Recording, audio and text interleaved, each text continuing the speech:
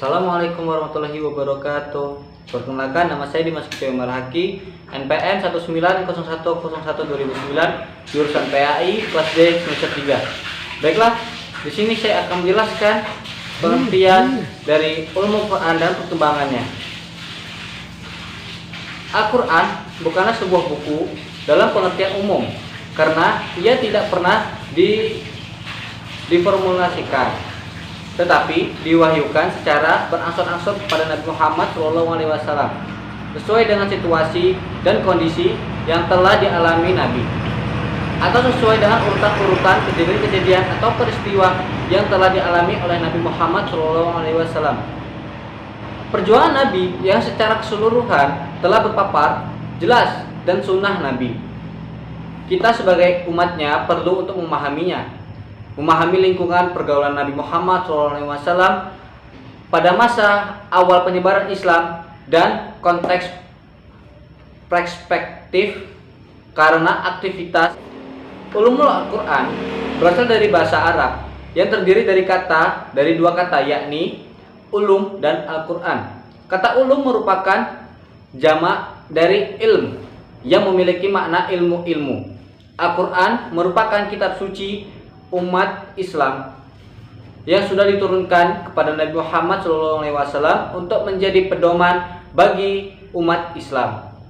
Ungkapan ulumul Quran telah menjadi nama bagi suatu disiplin ilmu dalam kajian Islam. Kata ulum yang disandarkan kepada kata Al-Quran telah memberikan pengertian bahwasannya ilmu ini merupakan kumpulan sejumlah ilmu yang berhubungan dengan Al-Quran, baik segi kebudayaannya sebagai Al-Quran maupun dari segi pemahaman terhadap petunjuk yang terkandung di dalamnya. Dalam kata lain, secara bahasa, ungkapan ini berarti ilmu-ilmu Al-Quran. Sedangkan menurut istilah, terdapat beberapa perbedaan pendapat dari para ulama terkait dengan definisi ulumul Quran. Di antaranya, Al-Zarqani berpendapat beberapa pemahaman yang berhubungan dengan ulumul Quran, Al-Karim, dan dari segi turunnya, urutan-urutannya, pengumpulannya, penulisannya, pembacaannya, penafsirannya, kemu'jizatannya, dan masuknya hal-hal yang menimbulkan keraguan padanya dan sebagainya. Kemudian Mana Al-Qittan berpendapat ulumul Al-Quran merupakan ilmu yang mencakup pembahasan yang berhubungan dengan Al-Quran dan urutan-urutannya, pengetahuan tentang ayat-ayat Makkiyah dan Madaniyah, dan hal-hal yang lainnya ada hubungannya dengan Al-Quran. Dari kedua definisi di atas pada dasarnya sama. Pertama, pada aspek pembahasannya, definisi pertama menampilkan 9 aspek pembahasan, dan yang kedua menampilkan hanya ilmu daripadanya. Kedua, meskipun kehidupannya tidak membatasi pembahasan, perkembangan ulumul Quran ini dibagi menjadi beberapa periode. Di antaranya adalah sebagai berikut. Yang pertama yaitu periode abad pertama dan kedua, pertumbuhan cikal bakal ulumul Al-Quran. Pada masa Rasulullah SAW, para sahabat dan dapat merasakan keindahan uslub bahasa Arab yang tinggi dan memahami ayat-ayat yang terang dan jelas pengertiannya yang diturunkan kepada Nabi Muhammad SAW. Beliau pun langsung menjawabnya.